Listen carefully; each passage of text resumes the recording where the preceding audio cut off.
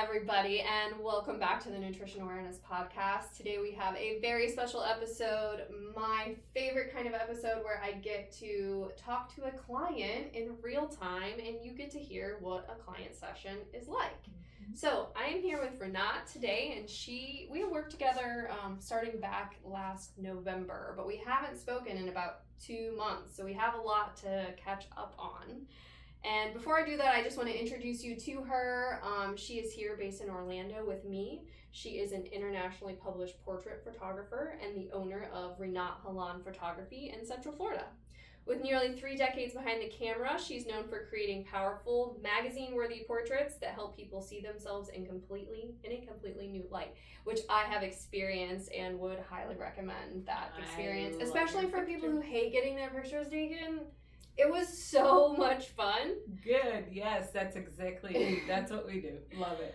Right now, she's working on a special bodyscaping portrait project designed to help women see their strength, beauty, and elegance in a completely new way. And you will see all of her contact information in our show notes. So welcome, and thank you for being here. Thank you today. Megan. So my first question is, what made you want to come in and see a dietitian? I was getting dressed for a networking event, actually the one I met you at, and nothing fit. And I was like, okay, this is getting out of hand. I cannot ignore this any longer. And then I just happened to be there, and you were like, oh, okay. I literally walked up to you and said, my clothes don't fit. Yes, I remember that. But I've been on a diet, one sort or another, one type of a diet or another, since I was 8. So I was totally like, disillusioned, and I don't know what you can do, but I was like, yeah, I'm gonna try it. Okay, tell me what makes an 8-year-old go on a diet. So I was overweight, and kids are mean, so it's not like I was even aware of it really, but kids gave me a really bad nickname, and I realized, I was like, okay, I need to lose some weight. So I came to my mom, and she was just telling me, you're beautiful as you are, and the whole thing. So I wrote one of those columns in a kids magazine. I was reading that magazine, and there was a column where you can write for advice. And I wrote, the kids are calling me this nickname. What am I going to do? Always an entrepreneur looking for an answer and a solution. And my mom saw that and was like, okay. And that got published. It got published. And then mom saw it. Yeah. And she said, okay, I've got to do something here. I've got to help her. Yep. And was seeing that dietitian when you were 8 years old, was that helpful? Yes, that first one, absolutely. Because at the time, like, I didn't know. I was 8. I didn't know anything. Right, yeah. But I wasn't eating good food at all. So basically the dietitian said to my mom, you have to cook. Okay. So, and that's what changed it. Yeah. I had real food as opposed to snacks all day long. And I did lose weight and, felt great. And yeah. Did the teasing stop? It did. It did. Yeah, it did. But I was always taller and, so it took a little bit. And I think, when I was 12, it was like, oh, well, but as a kid, it was more of an awkward, the overweight with glasses and. Isn't it? I've heard this story a lot, especially with women. I don't know if men experience the same thing, but being young, how your first experience of your body is through the eyes of someone else. Right, yeah, because I truly had no idea. Now, I'm looking at the pictures again of when I was 8. I wasn't that overweight, but I had really big cheeks, and that's where I carried my weight, I guess, and I had a belly, and that was enough, like, for the kids to just, hey, that one's fat, like, so. I can remember being in 6th grade, and a boy in my class saying in the hallway, yelling, Megan's got a big butt. And then it just became this thing where everyone was talking about my butt. And I, as a 6th grader, had never given a thought to my butt or the size of it. Exactly. And so then all of a sudden I was conscious of my body. But as a kid, just the only thing my body was for playing, you know? I wasn't I mean, to great carry in me it. around, you know, it was carrying me around. It was Right. doing a great job. Right. Yeah. Right. So, Okay, so tell me, so after you had seen that dietitian and you had said, you know, you've been kind of off and on a diet, tell me a little bit more about that journey. well, from there. lifelong of dieting, basically, because then it became, I got into teenage years, and I ended up I grew up anyway in a couple different places, but I ended up in front of the camera. So I was an actress as a teenager, and so it became very important to stay skinny. So I started smoking because that's the solution, right? That's that's what we should all do to stay skinny. No, do not smoke. I'm kidding, but it was So I basically would not eat. I smoked all the time. I was very skinny. I mean, it worked. Yeah. You know, I smoked and drank Diet Coke for many years. During that time, were you confident in your body? That's a very good question. No, I never thought I looked good. Isn't that what everybody says? Isn't that wild? And then I look back now and I'm like, oh my God, like, look at that body. Like, isn't that wild? Yeah, that we just never are happy.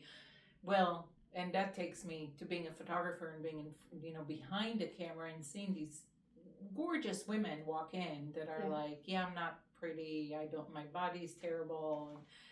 Yeah. I see that too with my clients that walk through the door, and I see them as this light, this gorgeous light, and then they tell me all the things that are wrong with them. Exactly. Yeah. So I did that for many years, basically. I just treated my body horribly. So I'm very grateful that it's okay. It's very resilient, our body. It's pretty amazing. It just wants to keep us alive. It's going to do its best. Sure did to a good adapt job. to what we're doing. Yep. Did a good job. Yeah. And then so there was a lot of time that you just weren't eating at all. No. Food wasn't fuel to you. You weren't necessarily dieting. You just weren't eating. Yeah. I just took it to the complete other extreme. Caffeine and nicotine were getting you through. That was it. Okay. And then did that come to a crashing halt at some point? So, I can't say it came to a crashing halt. I'm trying to think how it happened.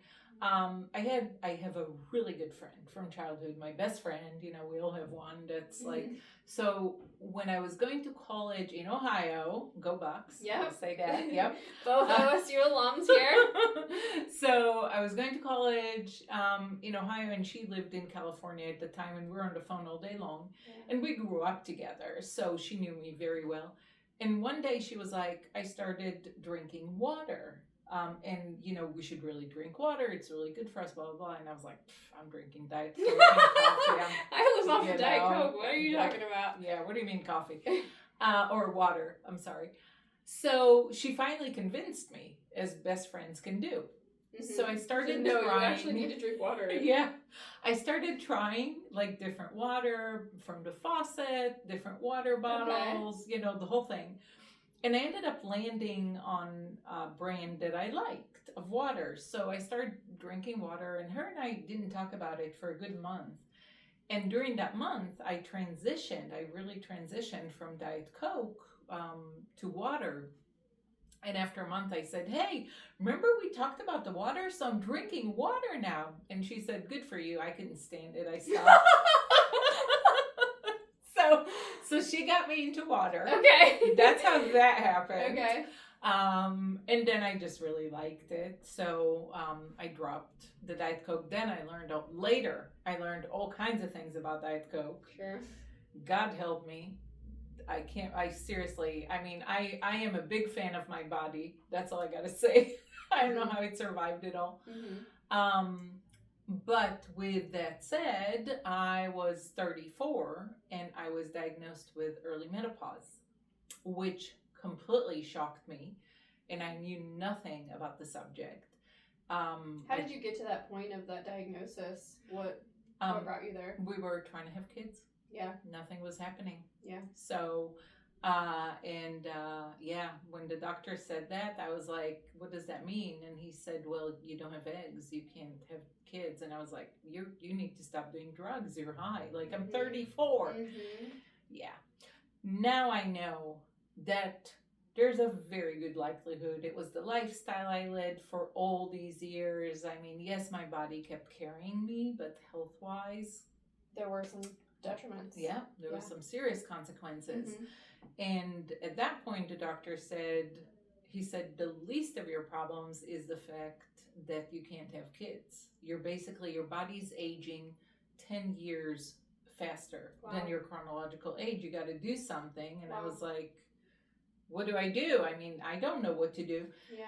So, yeah, I started going down that rabbit hole and learning as much as I can about it and understanding what to do. And slowly but surely, I completely changed my life. I got a holistic health doctor that helped me understand what to eat and what to avoid. I mean, I'm not even talking about a diet. I'm talking just health-wise. Just general nutrition. Yeah, just general stuff. So, so that was, I think, the one thing that really changed how I treated my body. Yeah. Yeah. And then, did you have any lasting negative feelings towards your body because of that? Like, how dare you do this to me? Yeah, no, I was first of all, it was devastating. I mean, I can talk about it now, so many years later, but at the time, I never in my life imagined I wouldn't be a mom, ever. It wasn't an option, you know what I mean? Yeah, this is just something that's gonna happen. Yeah, it's just gonna happen. I'm gonna get pregnant and it's gonna happen. So to understand that, no, and then, that was, for years I couldn't talk about it. And it's almost to this day, you know how it is. People casually ask, hey, you have kids, you know? Sure. And I'm like, nope, I don't. And I don't say anything else. But I know today most people think it's a choice. And I mean, at my age, I'm not going to do it. You know, I'm not going to have adopt or anything. But no, at the time, it was very tough. It's a grief. It's a loss. It was a grief. And it's the same as someone asking about my mom. You know, like, where are your parents? And I'm like, oh, my mom passed away. And you feel that little jab every time. And every I'm sure that's similar to you. Do you have kids? And it's like, I know you didn't mean anything by that, but it's a little jab every time. Exactly. Yeah, nobody means anything. Loss that you have to feel every time. Yeah, but I wasn't upset with my body ever. I mean, honestly, it's not my body's fault. Yeah. What I did, now that I know the way I treated it, I'm just like, I'm seriously a big fan. I'm like my body's number one fan. That it actually got through this. Yeah. Okay, so then fast forward to you waking up, you're putting on clothes, and you're like, nothing's really fitting me the way that I want to. How do you feel like you got to that point? And then in our work together, what changed, or what did you do differently? Or what's the thing that clicked for you that you think listeners would benefit from as well? Well, first of all, I actually didn't say anything about that, but I quit smoking, which was a huge deal. Yeah. That biggest thing I ever done in my life as far as I'm concerned. So I smoked for 15 years, a pack a day. And it's been now, I mean, I smoked from age 15 to 30. Wow. So it's been now many, many years, over 20 years that I'm not a smoker anymore. With that said, one of the reasons I didn't quit smoking was because every time I quit smoking, I gained weight. Yeah. So, but finally I said, I'm just going to gain the weight and I'll lose it later, which I did, but it was difficult. Yeah. So I always struggled with weight just creeping up. And then, you know, my husband loves desserts. And I'm like, sure, I'll have a dessert. And then I'm fully addicted to sugar before I know it. Do you think that the smoking, because you got a little, like, a good feeling from that, you replaced that with food? Or was it that you needed something to do with your mouth? Or was it the distraction, or maybe a little bit of everything? I think a little bit of everything. But definitely, I mean, you know, smoking gives you a little bit of quote unquote high, which sugar does the same thing. So it definitely helped. But then, and it just kind of creeped up on me. It wasn't, and I'm getting older, so the body's having, it needs a little more help to process. So, yeah, I was just gaining weight slowly but surely, and I knew I was gaining weight, but I truly didn't know what to do. That's what the problem was. If there is a takeaway from all this, is that I feel that, like, when I came to you, I've worked with several different other professionals, dietitians, and so forth, and I was like, yeah, nothing's really working for me. Nope, and they're all great. Don't get me wrong, but with you, it was like you took away the guesswork. Okay. And I think that's what it is. It wasn't like, well, let me try this and let me see this. It was just the way you work is so I'm a huge fan of Megan, by the way. So you know, I am. If you didn't read her book, you should read her book, because that's the first thing I did. But even reading your book, you're so specific. Directive. Yes. Yeah. That's what I find that people need, because none of my clients are clueless about nutrition. They all know a lot. Every single person who walks through that door has already read books about nutrition. They've already listened to podcasts about nutrition. They've already worked with several different professionals. I'm never the first line of defense. I'm always like 8th, 9th, 10th. But that's what, when people walk through the door, they want to just say, like, here's everything that I'm dealing with. What should I do? And so I do try to be very directive with people and give them, like, black and white concrete things to work on right then and there, instead of just, here's all this information, go interpret it. Because I think that's what's missing, is like we have so much information out there, and the problem is being able to apply that to your actual life and choosing what things make sense for you specifically. Yeah, and I think for me it wasn't just eat cabbage for a month, you know what I mean? Yeah, I'm like joking, the cabbage soup diet. Yeah. But it was very much, well, here's your life. Like the fact that you interviewed me and asked me these questions and understood my life and understood, my crazy entrepreneur, insane life that does demand a lot. But when I said to you, like, I wish I could see what's going on inside my body. Yeah. And you said, I was like, we can do that. We can do that. We got a couple ways that we can do that. That was it. So with you got a ton of lab work done. You started wearing an Oura ring. Yes. You're wearing a continuous glucose monitor. I am. So basically you're a robot now. I am. I love it. I have all the information. Yeah, we got a lot of really good insights. And the way that you and I work together, we actually did the daily accountability program for a few months where we talked every day. And so we were checking in every day. And one of the main things that popped out to me during that time was how high your stress levels were and how that directly related to you either getting results or not. Mm-hmm. Agreed. Yeah. It's so again, I'm going back to being an entrepreneur, and then there's life, and then there are different things, that stress you out. And I really, now I meditate and I work out, I do all these things, but it just wasn't enough. You're not the typical, I don't eat well, I work 90-hour weeks, I don't sleep. No, that was not you. Like, you have a very wellness-oriented life already, and we were walking into you already doing a lot of things very well. And you enjoy healthy food, and you enjoy putting very colorful foods together. You're not going through a drive-through. No, every now and then. But that's not your typical way of being. So it wasn't like we were starting from square one.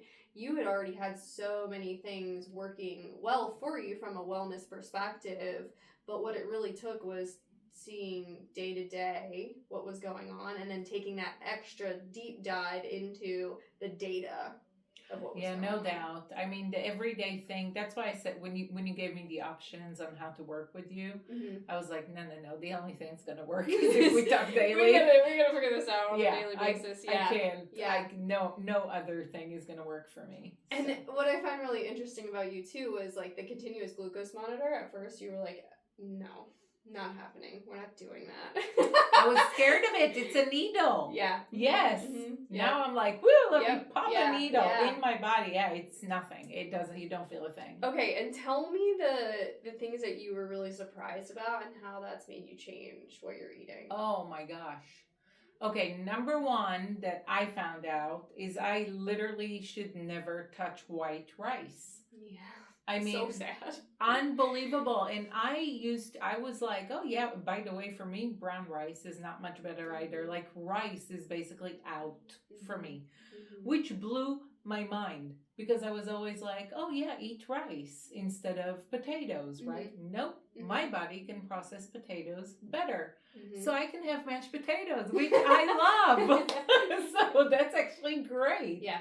So that was a shocker.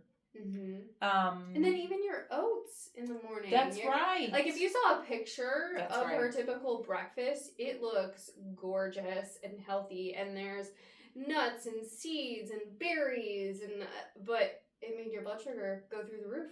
Through the roof. Can't touch oatmeal. Not touching oatmeal at this time anyway. Maybe one day, but right now it's not an option. Yeah, that was shocking because here I'm like, oh, I'm eating healthy. Yeah. It looks pretty. Yeah. It looks pretty, but your blood sugars were saying otherwise. Exactly. So, and then just learning, I mean, I didn't know anything about it at all. And in terms of like blood sugar levels, where they should be. And my blood work came back pre-diabetic. And I was like, yeah, no, we're going to change that. So just understanding what helps, for example, I had no idea that after eating, you should do a physical activity, even if it's light. Just go take a stroll. Just some kind of movement. Isn't it crazy? Because I actually grew up in a culture where you always did it, but it was a cultural thing. Like we all would go on a walk together. Yeah. And turns out, what do you know? There's a good reason. Great for digestion, great for blood sugar. Yeah, any kind of movement. It could be you get up from your desk and do 10 squats. Yep. It could be go walk around the block, go up and down your stairs a few times, because what happens is your muscles utilize that glucose that's in your system. And so if your muscles is utilizing the glucose, then your blood sugar level is going to automatically come down. So so that was huge to learn it. And then now I'm like, my husband and I mean, I'm geeking out on this. Like I have the apps and I'm like, okay, let's see, just finished eating, blood glucose level is this, let me do a quick thing, let's see what happens in 10 minutes and just watching it. It's amazing to see what happens inside my body. Yeah, and you've seen your blood sugar level averages go down over the past, this is your third month? Of what, this? Of the glucose monitor? Oh my gosh, I'm not sure. It's either second or third. I think third. Yeah, third. Yeah, and you've seen those averages go down. Absolutely, yeah.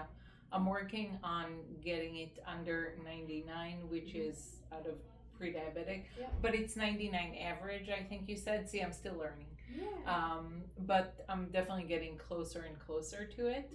And actually, on the flip side of that, I wanted to test and see what it looks like when I eat like junk food. Yeah. Which I don't do often, but we were on a road trip and I was like, Dairy Queen, let's go. Let's do it. Oh my God.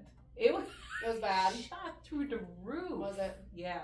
From food or the ice cream or both? I had a burger, fries, and a sundae, small sundae, which I absolutely would do every now and then before. And keep in mind too, like, that is how your body is supposed to react to that. Like, you're putting sugar in your body, so your blood sugar is going to come up. That's what's going to happen. But what matters is how often is that happening, because if it's happening too often, that's what leads to the pre-diabetes and then the diabetes, and that's what leads to your insulin levels being out of range and working too hard to keep you within the range. So I don't want people to think like, oh, I can never have a piece of cake or or a couple slices of pizza because my blood sugar level will go out of range. No. I'm eating chocolate. I'm eating pudding. I'm eating mashed potatoes. I mean, I am. It is part of it. But this specifically because of where I'm at in the journey. It's like it's supposed to go up and come back down within 2 hours. That's the normal. And sure enough, no, it was up there all day. It was like struggling. So the blood sugar level. How have you changed your breakfast from what we had talked about to keep your blood sugar levels in a better range? What works better for you? So right now my breakfast is that plain yogurt with high protein with nuts and seeds.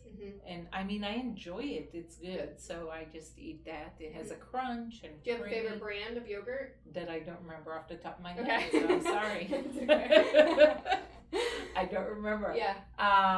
And then I do like an egg omelet. So 2 eggs with some cheese and salt and pepper, and that's my breakfast. You know, and it's great. I love. Oh, and I drink a little beet juice because you told me I need to. So that was blood pressure related. So beet juice is very high in potassium, and if we can increase your potassium intake, a lot of times that can help mitigate some of the blood pressure. My blood pressure is great, but I'm like, I love beet juice. I'm gonna go for it just a little bit. Let's keep it going. So now, being 2 months out since the last time that we had worked together, what kind of struggles are you having now, or what kind of challenges are you having now? So, well, life. I mean, right? Because it doesn't stop or anything. Life or work isn't like, oh, you're trying to like get healthy and lose weight. Okay, I'm gonna pause here. You could just go ahead and do that, and everything else will just come back later when you're ready. No, I wish. So just dealing with getting enough rest, enough sleep, not stressing. Those are big. I didn't know that stress raises blood sugar levels. Isn't that wild? Yes. Oh my gosh. Breath work. One of the best things you told me was to take 10 deep breaths before I eat every meal. So, you know, there are days where it's like, I'm just going to breathe. And then days I'm like, you know, I'm trying to breathe because life is stressful.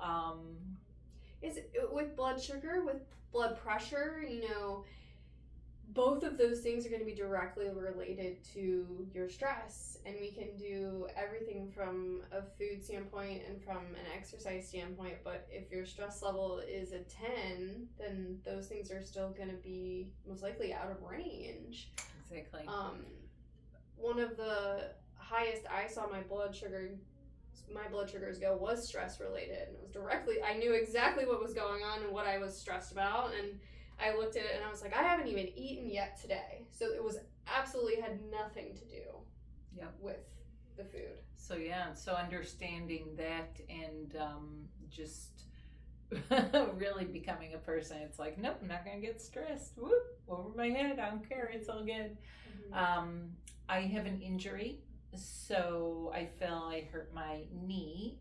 And that is apparently one of the longest recovery things to heal. So what a shame. And are you working with Jonathan? I am. The physical therapist? Yes. Shout out to Jonathan at Rehab Spot PT. I love him. He is awesome. He really is awesome. Yeah, he's great.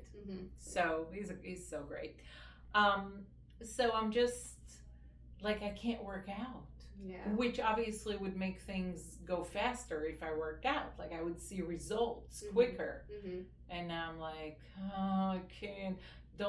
Of course, you know me, you know I tried. Jonathan's like, don't work out.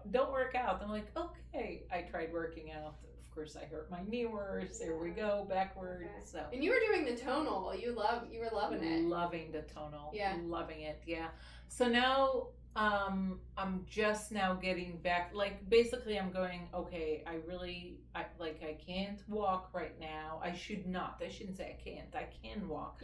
But physically you can, but you need to give it a break so that you can have a full recovery. So like I'm literally learning how to do chair workouts. I mean, and I'm doing that, upper body strength, Hopefully swimming soon here if it ever warms up. What's up, Florida? So, yeah. Yeah. So, with the stress aspect, because you don't have the exercise to help with that, have you implemented anything in place of that? Just smack my husband around. No, I'm kidding. Okay, I am works. kidding. I am joking. No, I do have a little, whatchamacallit, one of those that you can kind of beat up on a little bit. I have one of those. Yeah. So I do it like a boxing. A little punching bag. Yeah, but a small little punching bag. So I use that. It's amazing what a relief that gives. And then, how do you remember to breathe before meals? Because this is something that a lot of my clients struggle with. Like they find, okay, yes, taking these 10 deep breaths before meals, it helps me to get into that rest and digest state. And they'll be like, yes, this absolutely works. And then 3 weeks later we'll talk and they'll be like, I haven't taken a breath since the last time we talked. Pretty much. What helps you to pair those breaths together with the meals, or what's helped you to remind yourself to do that? First of all, I'm not perfect about it. I'm far from it. But first of all, I started implementing those 10 breaths into my meditation in the morning. Okay. And that's before I eat. So so that's like whatever happens, I did those 10 breaths. And then I don't know, I guess it became more of a habit now because I'm just, after you've done it so long. Yeah. Those two things are paired together. Yes.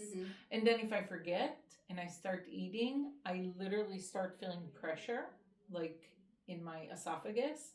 I'm like, oh wait, I didn't breathe. Let me breathe for a minute.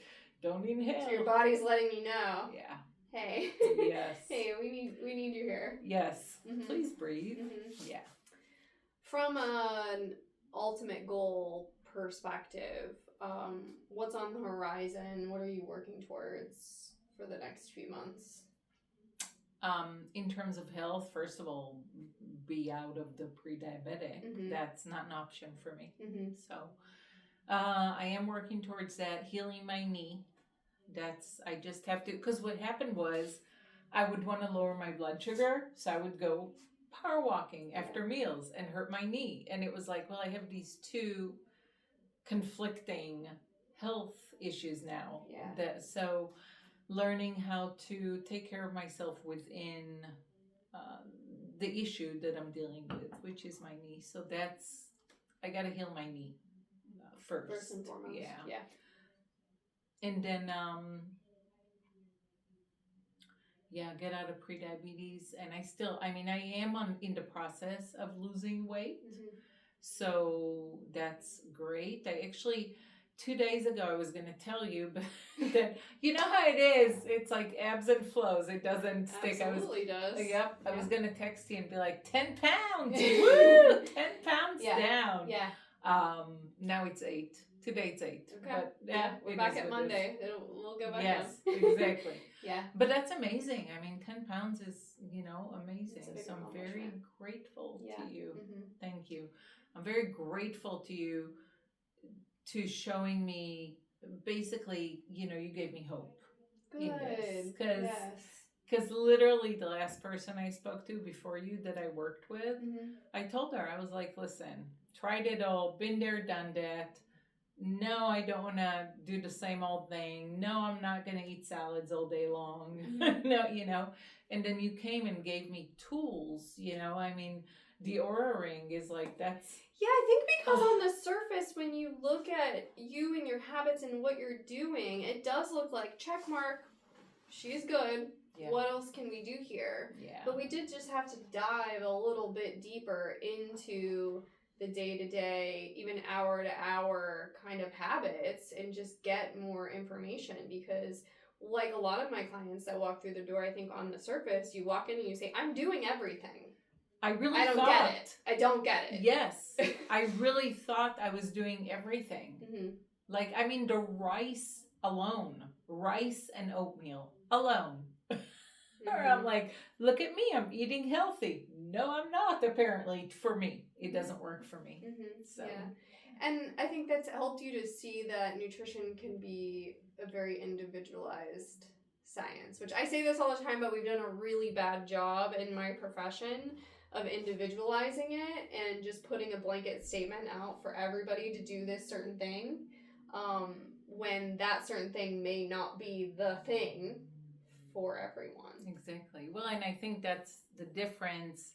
You're a registered dietitian. Mm-hmm. And that's not nothing. That's huge. That's a huge difference from your knowledge to somebody else. And as soon as you said that to me, I'm a certified professional photographer. There's about 2,500 of us worldwide because it's one of the hardest exams to go through. Yeah. Now, I know it and I know what it means. So when you said you're a certified dietitian, I was like, okay, there's a good chance she's going to know what's up. Yeah. Okay. Okay. Yeah. So tell me, how does this work translate, or has it translated to your work with your clients in any way? It's, oh my gosh. So I work mostly with women, and it's just, I always say it's a privilege for me to be able to be in front of a woman who has not seen how beautiful she is for I don't know how long, probably since she was a teenager, and show her that she's beautiful. So with this work, we typically, when you come into my studio, you sit down for hair and makeup, and we offer some snacks and so forth. By the way, oh my gosh, those healthy bars, it's sugar. It's freaking sugar. Most of them, yes. That is sugar. Like whoa, because I tried those as well. Yeah. And the monitor is like, woo! So, we gotta get you some better snacks in there. I tell you what, exactly. That's exactly what I was thinking. But that's where the conversation starts with them about that. Because, many women at this point in my age bracket, my life, or even 30 and up, is like, I don't know what else to do except suffer. Either I suffer and eat like, I don't know, a grape a day, or I'm overweight. Like, so feeling like you have to choose between one or the other, and suffering in which way. Exactly. And just having the conversation with them about healthy body. And the other thing is, look, I may change my mind, so please don't hold me to this, but I don't think that I want to be like with this perfect body or be the same weight I was that I was 16. That is not my goal. But I want to feel good, like when I look in the mirror, and I want my clothes to actually, actually fit me. So that's where it just becomes part of talking to my clients through a session and helping them understand that it's not that they're not photogenic, which that's what most women think, which is a myth, by the way. Photogenic is a myth. It's not that they're not photogenic, it's that the person behind the camera didn't know how to use lighting and posing in order to accentuate their beautiful parts, which we all have. So I guess that's long answer to your short question. I think the thing that stands out to me when I'm comparing you, I would consider you a successful client compared to someone who maybe loses their way, is that you've taken an empowerment approach to this versus a victim woe is me approach. Because I've had people, say, well, I'm pre-diabetic, I feel like I'm doing all of these, here's 25 things that I'm doing for my health, and I'm still pre-diabetic. Well, there's nothing I can do. It must just be genetics. It must just be how I was born. It must just be my body, and there's nothing that I can do about it. So I think you took the same approach that you take with your clients, which is when they come to you and they say, I'm not photogenic, and that's just how it is. You're like, let's dive a little bit deeper here, and let's take a different approach. And so that's the same thing you kind of is like, let's dive a little bit deeper here. Let me take all of this information and utilize it. And that's what you do with your clients to prove to them that it's not just genetics. It's not just that you're not photogenic. It's exactly. Yeah. We have more tools at our disposal. Well, and I mean, yes, and I just appreciate you so much because it was, for me, I do have the personality where I won't give up. Mm-hmm. So I probably, if I hadn't met you, I probably would have just kept walking around and going, do you have the answer? Maybe I'll find the answer here. Is the answer? I'll write into the magazine. Yeah, all right, exactly. Yeah, uh-huh. I would have never given up. Yeah. But I'm so grateful that I ran into you and told you, hey, my clothes don't fit. Mm-hmm. Can you help me? Mm-hmm. Because I appreciate how precise you are and specific. And so, and you don't make these like big promises, you know, like. Yeah, no, you have to be realistic or that'll Exactly. set people off on the wrong path if they think that something huge is going to happen in the next week or 2 weeks. Exactly. So something I always like to end my sessions with are, what are 3 to 5 things that you're doing this week and next week to help you get to your ultimate goals? Well, so I found a chair exercise to do for like 5 minutes after I eat. Great. So I'm trying that now. And I think it's working very well. Again, like, not the victim mentality of, oh, my knee hurts, I hurt my knee, I can't do anything. You're like, oh, what can I can do something in a chair. I can do something in a chair for 5 to 10 minutes. I mean, yeah. Great. Yeah. Well, mind you, that's after Jonathan about killed me because he's like, you really should stop working out for a minute. Please stop working out.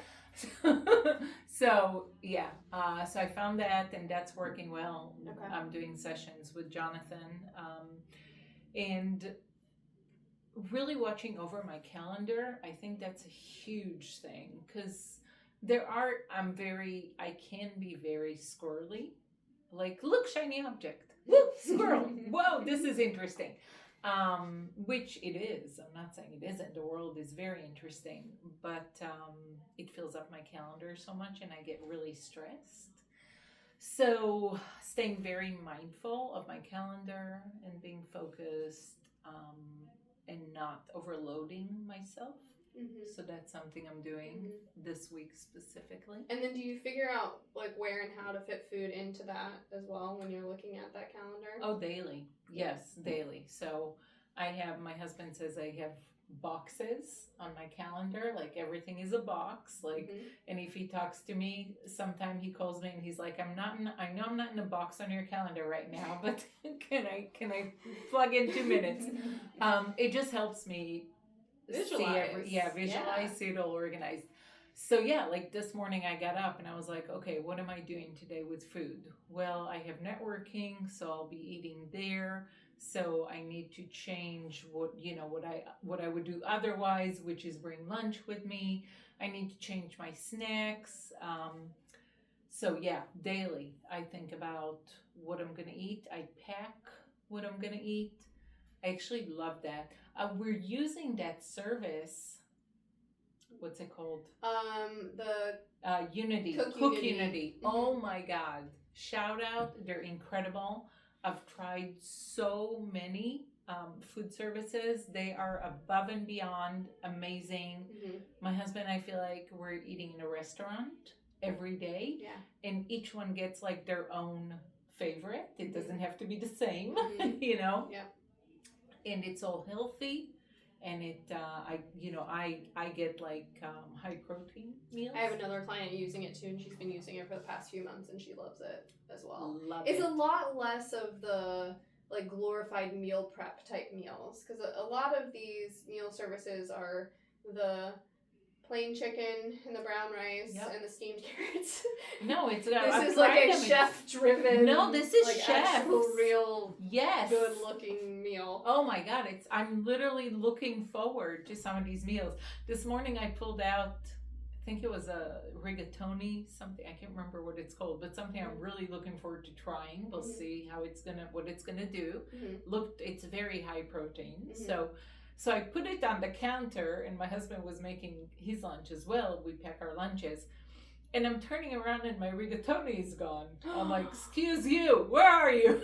Where's the bring it back? It's my rigatoni, He sir. took it back, so he picked up the wrong one. Okay. So funny. Yeah. Okay, so you're gonna keep using. Do you use those for lunches and dinners, or just lunches? Typically lunches. So there's that saying. I don't know where it came from, but there's a saying that in the morning you eat like a king. Lunch you eat like just a common person, and dinner you eat like a poor person. So, which totally makes sense to me. And I try to finish eating at 6 or at 7. Okay. Anyway, so for dinner, typically it's more of a small nosh on something, rather than a whole meal, which does change everything as well, because I'm thinking how much I ate before how much in terms of quantities. That was another thing that we really worked on was portion sizes. So even though the food it looked super healthy, we kind of said, like, I remember asking you, like, do you think we could decrease? And you were like, I don't know. And I was like, okay, well, let's, like, do it by, like, 1/8. Like, leave, like, 2, 3, 4 bites on the plate and just see what happens from there. And I think because we did that gradually, it wasn't like, oh, go from 2 cups of this to 1 cup of this. It wasn't, here is your exact portion size that we need to go for. It was, here's what you're doing now. Let's just make it a little bit less and see if we can adapt over time. No, I'm saying it now. I mean, because Cook Unity, also it's a specific portion. Yeah. And at first my husband and I were like, where's the rest of the food? Oh man. Like, that's not enough food. Yeah. And now most of the time it's fine. Yeah. Your body adapts. Definitely. So. Okay. Yeah. Great. Is there anything else that you would like to share with the listeners? Maybe someone who's out there struggling right now and feeling like maybe they are doing everything and nothing's happening, feeling frustrated. Well, my biggest thing is don't give up. Don't ever give up, because there is always an answer. I'm gonna say call Megan, but that's what I think. It certainly worked for me. But don't give up. Whatever you do, I don't care what anybody says. That's my inner belief, and it proved itself right over and over again. Everything has another solution, like always. Sometimes it takes a little bit to find it. So be patient, That's great advice. Yeah. Well, thank you so much for coming in today. I really enjoyed doing this, and maybe we'll do another update in a few months. Maybe we will. Hopefully my knee will be all better by then. Yes. Thank you for having me. It was awesome. Bye. Bye. I'll cut the video, which hopefully recorded. We need I have a good closer. Like a closing remark, good podcast always have a good closing remark. I don't have one.